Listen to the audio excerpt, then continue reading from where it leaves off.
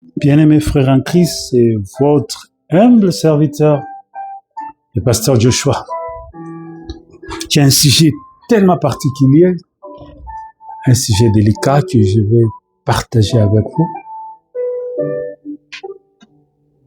concernant les signes.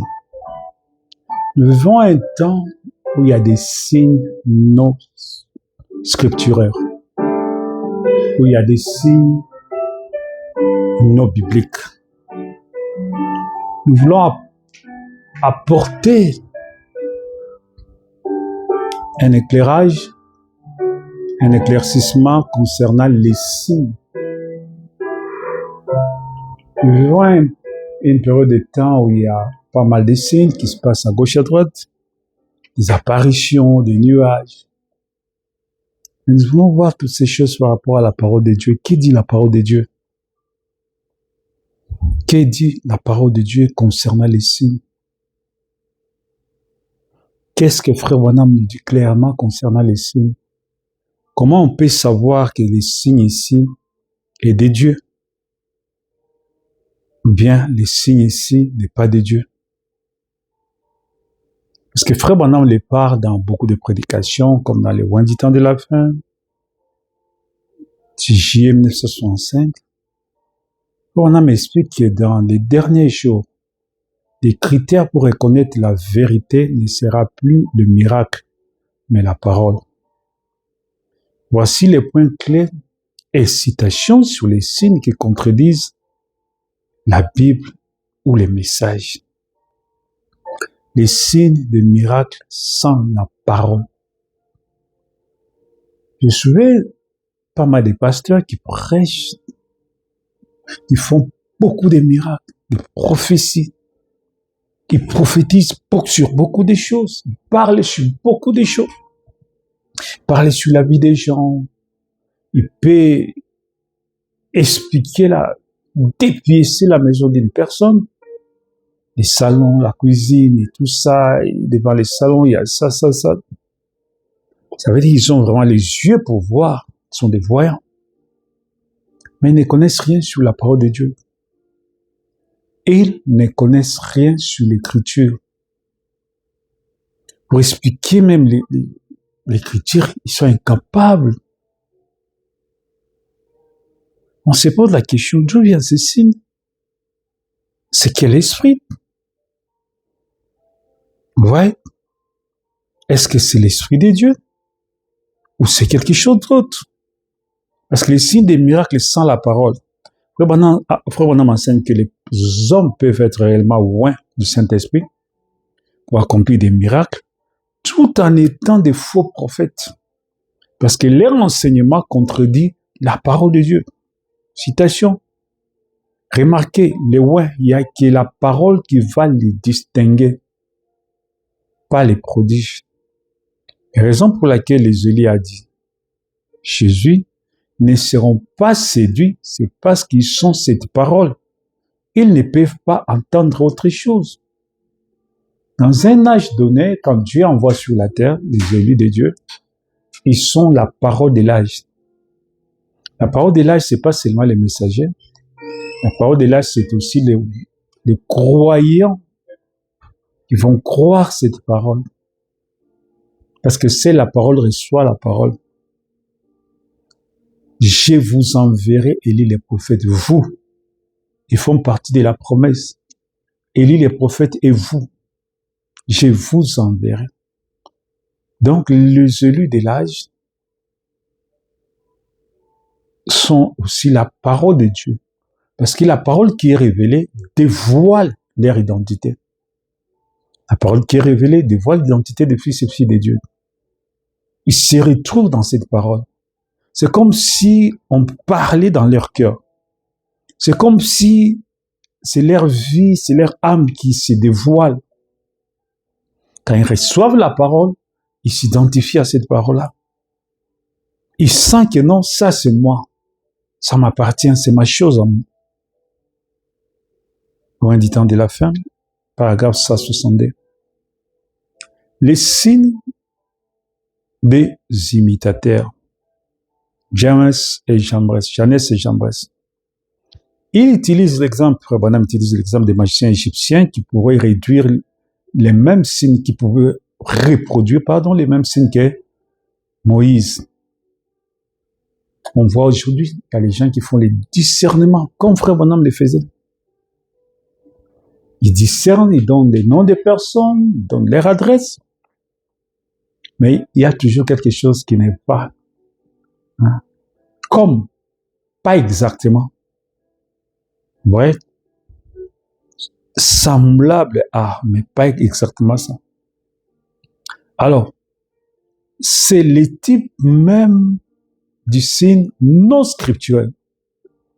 Une imitation du surnaturel qui est loin de la vérité. Le diable ne peut rien créer. Il ne fait que pervertir l'original. Il ne fait que copier l'original. Ces imposteurs, ces imitateurs sont apparus après que le vrai était sorti en premier. Ils peuvent produire des signes et des miracles qui sont si proches du vrai, du véritable, de la chose même véritable, pour séduire même les élites si cela était possible. C'est une déclaration de Frère Branham dans les loin du temps de la fin. Donc les signes physiques non bibliques, ils s'opposaient fermement aux manifestations bizarres qui n'avaient aucun support dans les Écritures, comme l'apparition des sangs et d'eau et de l'huile. Ouais, nous sommes au temps de la fin où il y a l'apparition de l'huile, des gens qui ont l'huile à la main, qui ont l'essence à la main. J'avais vu une fois au Congo, une femme qui prêchait, il y avait l'huile qui sortait de sa main. Je ne sais pas d'où vient tout ça. Il y avait l'huile qui coulait. Il avait comme des cicatrices ou c'était un homme, je ne sais plus. Et l'huile coulait de ses mains. On dit ça c'est spirituel, c'est Dieu. Non, ça c'est pas Dieu. Trouve-moi ça dans la Bible, nulle part. Ouais. Ce sont des signes comme Jeannès et Jean Bresse, des signes des imitateurs, des faux, hein. Ouais. Des signes non bibliques. Ces signes-là n'ont aucun fondement biblique. Des signes physiques non bibliques qui s'opposent fermement aux manifestations d'Isaac, qui s'opposent fermement. Ouais. Qui n'a aucun support de l'écriture. Comme l'apparition du sang ou de l'huile sur les corps, les gens pendant des réunions. D'où vient ça? Ça ne vient pas de Dieu. Bref, Dieu ne fait jamais rien qui n'ait été annoncé ou préfiguré dans sa parole, dit William Branham. Dieu ne fait rien et ne fera rien. Aucun jour Dieu va faire quelque chose qui n'a pas été annoncé ou préfiguré dans sa parole. Si un signe comme la poussière d'or ou d'huile n'est pas promis dans la Bible pour notre âge, il est non scripturaire. Il doit être rejeté même s'il semble impressionnant. Ouais, ça c'est le diable qui opère ça. Les signes de la dénomination. Pour Frère Branham, l'organisation religieuse, les systèmes confessionnels que nous voyons aujourd'hui, les signes de rébellion contre Dieu. Ce sont des signes de rébellion contre Dieu. Ce sont des anges déchus. Qui créent aujourd'hui des grandes églises de 100 000 personnes, de 200 000 personnes. Si un mouvement met en avant ses statistiques, son argent et sa grandeur, au lieu de ainsi dit le Seigneur, c'est un signe qu'il contredit les messages. Si un mouvement se base, si une église s'est fondée sur les statistiques des membres, des églises qu'ils ont à travers le monde, et sur l'argent qu'ils ont dans les comptes bancaires, et sur la grandeur de leurs églises battues, ça prouve que leur fondation, la base de cette église n'est pas de Dieu. Et ça prouve que c'est un signe qui contredit la parole de le message. Vous voyez, quelqu'un se présente en cherchant à donner une mauvaise interprétation de la parole de Dieu. Voyez-vous, vous êtes loin d'un mauvais esprit. Si un homme peut faire de miracles et qu'il ne croit pas à chaque mot de cette parole, ne les suivez pas. On a vu même des pasteurs qui ont commencé comme si c'était les pasteurs de message, ils prêchaient le message. Et après, à un moment donné, ils ont commencé à faire des comparaisons avec William Branham, le messager prophète de l'âge. Ils commencent à dire que nous, par la grâce de Dieu, nous avons fait plus que William Branham. Je me suis dit, ah bon? Attends, qu'est-ce que vous êtes en train de raconter? Qu'est-ce que vous êtes en train de raconter? Oh mon Dieu! Pourquoi ces gens? Vous allez voir, à chaque fois qu'il prononce, qu'il fait allusion à une statistique, il fait comparaison avec William Branham. Notre église a plus de 10-15 000 membres, plus que Branham Tabernacle qui n'est pas toujours plein. Tu parles de Branham Tabernacle aujourd'hui? Attends, de quoi tu parles? C'est le diable. Quand tu écoutes quelque chose comme ça, c'est chez les Satan qui parle dans la bouche de cet homme-là. Parce que l'Esprit de Dieu a toujours un respect envers le messager prophète. L'homme que Dieu a envoyé à cet homme de la fin. L'Esprit de Dieu ne s'aligne pas sur des comparaisons inutiles. Non, ça c'est pas Dieu, ça c'est le diable. Les corps ne se comparent pas, la main, les pieds ne se comparent pas, la bouche et les yeux ne se comparent pas, les oreilles et les nez ne se comparent pas. Chacun a son rôle. Ça c'est un démon qui... Ouais. Oh, nous avons eu une campagne, il y a eu une nuée. Savez-vous que Taylor Swift aussi, quand vous lisez les livres de Taylor Swift, à l'époque, j'avais lu presque tous ces livres, 5 de ces livres, je ne sais pas si... Quand Jésus a visité mon foyer, quelque chose, je crois que c'est le titre du livre. Vous allez voir, on a photographié aussi une nuée dans son campagne quelque part. C'est là le vif de mon sujet. S'il y a un signe, l'apparition de la nuage, ou quoi, il faut que ces signes-là confirment la parole de Dieu. Si il y a un signe spectaculaire, un signe dans l'espace, il faut que ces signes-là confirment la parole de Dieu. Oh, à Kisanga, nous avons eu la nuage. Alors, dis-moi, c'est quelle écriture est accomplie? Parce que vous voulez comparer ça avec la nuée d'Arizona. En Arizona, c'était Apocalypse chapitre 10. Dieu confirmant sa parole. Et parle-nous. Et c'est là où Frère Branham est entré dans cette nuée-là. La nuée ne s'est pas seulement arrêtée au ciel. Il était descendu à un niveau. Frère Branham était enlevé, monté jusqu'à entrer dedans. Et là-dedans, il y avait 7 anges de Dieu. Et Frère Branham, c'est là où il a réussi les 7 sauts. Parlez-nous. Concernant votre nuée, soi-disant nuée, c'est la confirmation de quelle écriture? C'est la confirmation de quelle écriture? C'était quoi? C'est quelle écriture? Parce qu'avec Dieu, aujourd'hui, cette écriture est accomplie. Quand Dieu marche, aujourd'hui, cette écriture est accomplie. À chaque pas, aujourd'hui, cette écriture est accomplie. C'est comme ça a été le ministère des frères Branham. À chaque fois qu'il y avait une manifestation, aujourd'hui, cette écriture est accomplie. La colonne de feu sur sa tête, aujourd'hui, cette écriture est accomplie. La colonne de feu sur son épaule, aujourd'hui, cette écriture est accomplie. Et dis-moi, en Arizona, aujourd'hui, cette écriture est accomplie. Un jour, je vais faire un enseignement profond sur chaque manifestation et appuyer ça avec chaque parole de Dieu. Sur Saison Paul, il dit dans Ésaïe, le gouvernement apparaîtra sur ses épaules. Le frère Branham m'explique. Le gouvernement apparaîtra sur son épaule. Vous voyez, la colonne de feu sur l'épaule de Dieu, c'est gouverner. C'est l'autorité juridictionnelle de gouverner. Aujourd'hui, cette écriture est accomplie. Branham était le gouverneur de Dieu sur la terre. Il était, si on peut utiliser il était l'évêque, c'est lui qui gouvernait l'église de Dieu. Ouais. Alors, dis-nous, vous qui avez vu la colonne de feu à Kisangani, c'était l'accomplissement de quelle écriture? Parce que c'est de là où les 28 février 63 jusqu'à 65, l'ouverture des sceaux, c'était ça le déclenchement de l'ouverture des sceaux. D'abord, il a vu ça dans une vision, il a parlé sur ça, il a prêché ça. Décembre, Monsieur Hessler, et puis ça s'est accompli le 28 février. Et il dit non, vous voulez faire des comparaisons. Quand est-ce que vous avez annoncé ça? Qu'est-ce que cela veut dire? Ça annonçait quoi? Ça, c'est exactement ce qui s'est passé avec Telespon. Lors d'une campagne, il y a eu un nuage qui est apparu. On appelle ça l'imitation.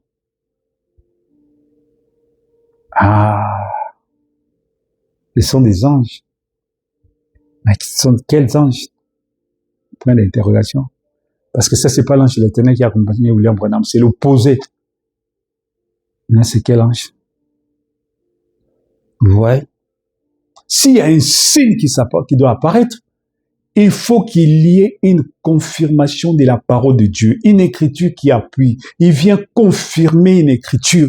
Dieu ne fait rien pour rien.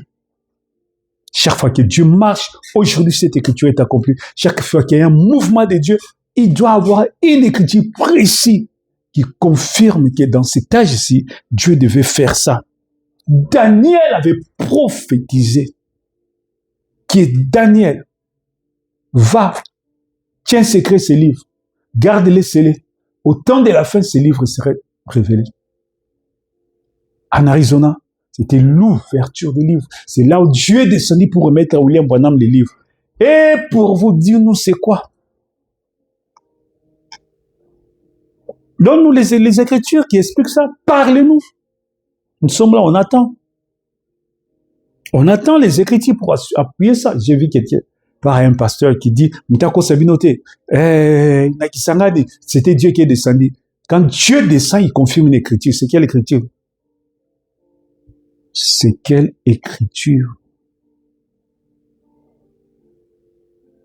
C'est quelle écriture? Et Dieu peut faire quelque chose seulement sur les messagers prophètes. Sur les messagers prophètes. Dans l'Odyssée, il n'y a pas deux messagers prophètes. Dans l'Odyssée, il n'y a pas deux messagers prophètes. S'il était messager, il avait quel message? Je sais qu'il est déjà parti, mais il avait quel message? Si Dieu parle, il doit tu avoir aujourd'hui cette écriture est accomplie. S'il n'y en a pas, ce n'est pas Dieu. Point barre. C'est quelque chose d'autre. Vous savez, dans les temps, dans l'histoire, dans les contes de nos ancêtres, il s'est passé aussi pas mal de choses, des nuages, des apparitions, d'autres, ils ont arrêté la pluie, d'autres, ils ont fait des choses. Si vous allez dans les contes, dans des histoires, on va vous expliquer que tel dans tel, ils ont fait des choses. Mais ce n'était pas Dieu. Ce n'était pas Dieu. Ce n'était pas Dieu. Ce n'était pas la manifestation de Dieu. Ce n'était pas Dieu qui confirme sa parole. Ouais. Ce n'était pas Dieu qui confirme sa parole. Donc, les signes physiques qui sont non bibliques, Dieu ne fait jamais rien qui n'ait été annoncé, préfiguré dans sa parole. Si un signe comme la poussière ou l'huile ou quoi, ou les nuages ou les nuées, tout ça, doit être promis dans la Bible pour notre âge. Il doit être scripturaire. Sinon, il faut rejeter ça carrément. Même si ça apparaît comme les signes de la dénomination. L'organisation religieuse est un système confessionnel qui fait ses statistiques, son argent et sa grandeur. Si ce n'est pas ainsi dit l'Éternel, chassez-les. Quelqu'un se présente à chercher à donner une mauvaise interprétation de la parole de Dieu, mettez-les de côté. Vous êtes loin des mauvais esprits. Si un homme peut faire des miracles, il ne croit jamais. Chaque mot, ne les suivez pas. Il faut qu'il ait l'écriture qui confirme, sinon mettez ça de côté. S'il y a une révélation, cette révélation aura toujours une racine dans ces messages. S'il y a une révélation, cette révélation aura toujours un signe dans ces messages. Le Branham a parlé beaucoup de choses, parfois des mots. Et l'épouse aura la révélation de tous ces mots-là. Voilà pourquoi j'ai dit toute déclaration qui viendra jusqu'à l'enlèvement aura toujours une racine dans ces messages, aura toujours une racine dans la Bible. Amen. Comment reconnaître un faux signe selon William Branham? Les signes, l'alignement, les signes doivent concorder avec la Bible de Genèse, Apocalypse. L'heure, les signes doivent correspondre toujours à la promesse de Dieu pour notre temps, pour l'heure-ci. Malachie 4, Luc 17, 30. Les fruits, les signes produits une fois parfaite dans la parole, oui, ou bien ça produit une simple excitation émotionnelle. Ouais. Donc, voici les points spécifiques que Frère Branham dénonce des signes ou des manifestations qu'il jugeait contraires à la parole, à la Bible ou au message de l'air. Il appelait souvent cela du sensationnisme ou de la séduction, l'huile et le sang surnaturel. Vous voyez? Vous savez que dans les années 50-60, certains mouvements de réveil mettaient en avant jusqu'à aujourd'hui des signes physiques comme de l'huile coulant des mains, du sang apparaît sur les fronts des gens, des nuées. Et aujourd'hui, il y a l'apparition des colonnes de feu dans toutes les églises. Ils sont photographiés. Toute l'église a sa colonne de feu. J'avais vu une fois une photo à Rigny, c'était 2 colonnes de feu. Une église à Brazzaville, il y a un pasteur avec sa colonne de feu sur la tête. Chacun a sa colonne de feu. Mais revenons sur la parole de Dieu. Je me pose mille et une questions. D'où viennent ces colonnes de feu?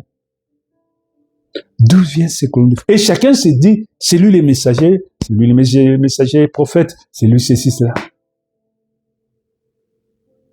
On ne voit rien de Dieu. Frère Branham dit, s'il y a une génération, cela nous dépassera. Ça veut dire, parce qu'il y a une génération, doit avoir un ministère. C'est-à-dire, s'il y a un ministère qui vient dans une génération avant, ça va dépasser William Branham. Jusque-là, moi, je ne vois rien.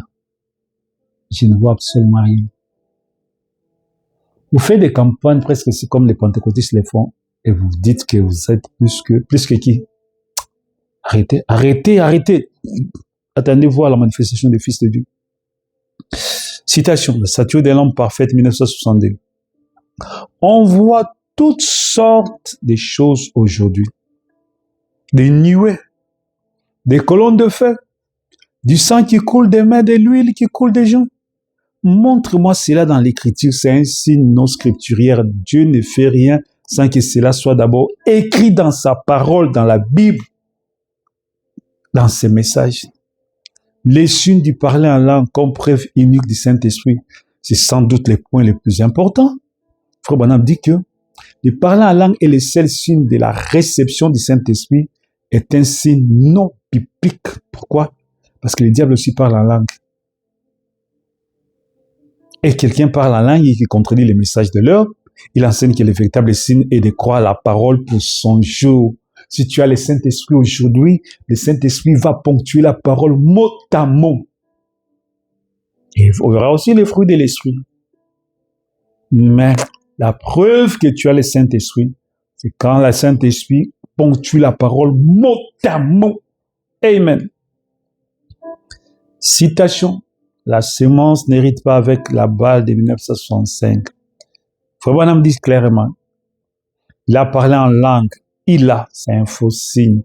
Le diable peut parler en langue. Le seul vrai signe, c'est quand l'esprit peut dire Amen à chaque promesse de la parole de Dieu pour cette ère-ci. À chaque promesse dans la Bible, pour ce que Dieu a dit pour cette ère-ci. Quand ces paroles sont prononcées dans les messages de l'ère, tu dis Amen. Amen. Amen. Les miracles sans la doctrine, ça ce sont les faux oins, les faux prophètes. Ils sont partout aujourd'hui. Frère Branham a souvent averti que les hommes pourraient accomplir de miracles authentiques et guérisons prophéties, tout en ayant un esprit qui contredit la parole de Dieu. Nous les voyons aujourd'hui. Ils sont partout. Partout. Ils prophétisent. Et cela, c'est un signe séducteur. Citation. On en dit clairement dans les loin du temps de la fin de 1965, ils peuvent produire des signes et des miracles qui sont si proches du vrai qu'ils séduiraient même les élites si c'était possible. Mais quel est le signe qu'ils sont faux? Ils contredisent la parole. Ils contredisent la parole. Ils ne disent que le baptême au nom de Jésus-Christ c'est faux. Ils disent que le message est faux.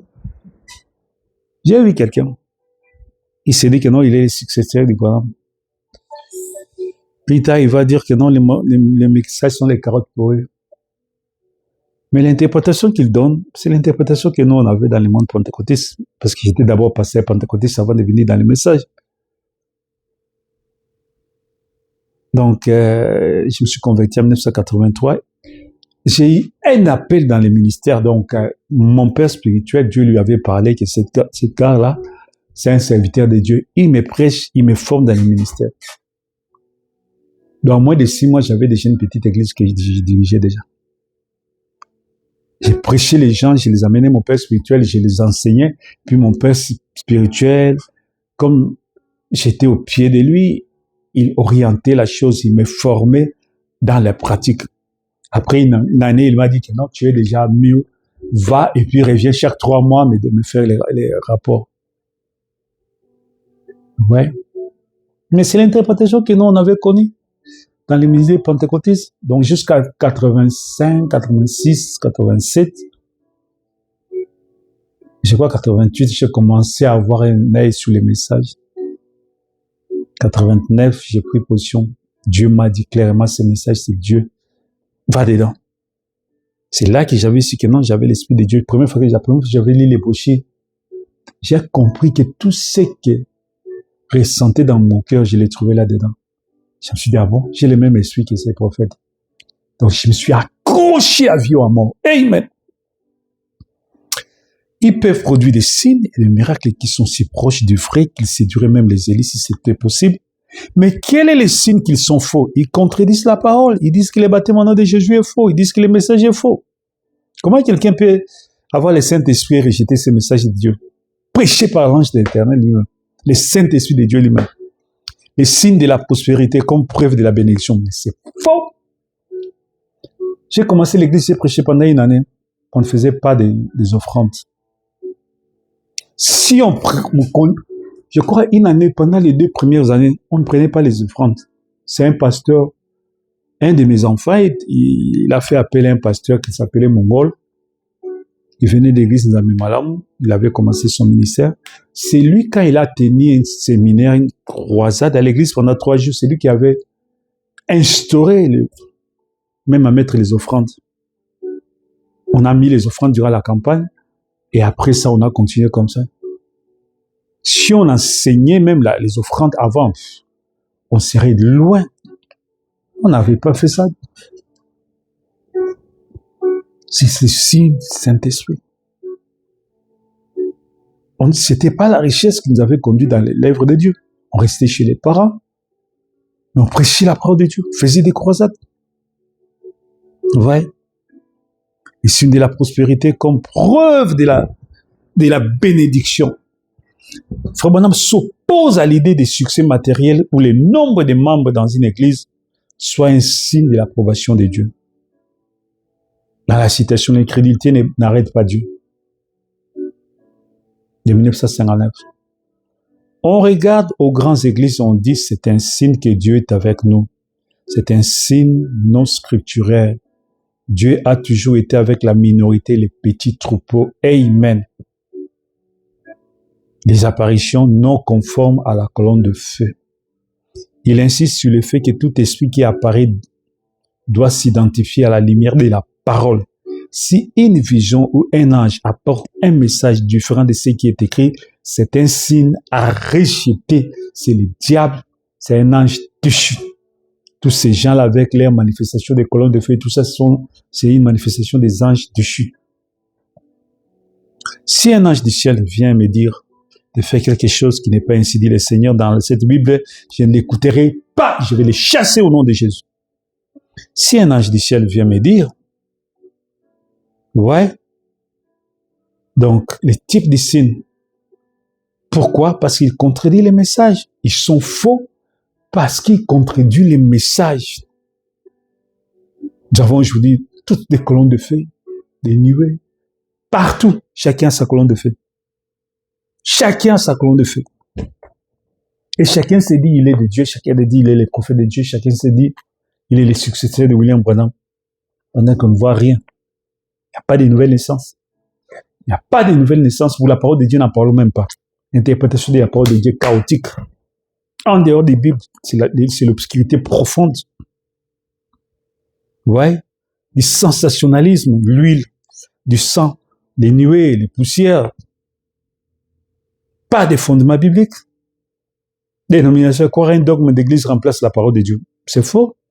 Paix des émotions, confondre l'excitation de la chair avec l'onction de l'esprit. Des miracles isolés, faire des miracles tout en rejetant les baptêmes au nom de Jésus-Christ. Ouais. Oh. Dans les loin du temps de la fin, Juillet 1905, Frère Branham explique que dans les derniers jours, les critères pour reconnaître la vérité ne sera plus le miracle, mais la parole. Voici les points clés, les citations sur les signes qui contredisent le message de la Bible. Les signes des miracles sans parole. Frère Branham enseigne que des hommes peuvent être réellement loin du Saint-Esprit pour accomplir des miracles, tout en étant faux prophètes, parce que leur enseignement contredit la Bible. Leur enseignement rejette la Bible. Ils sont faux. Des miracles, mais qui ne confirment pas la parole de Dieu.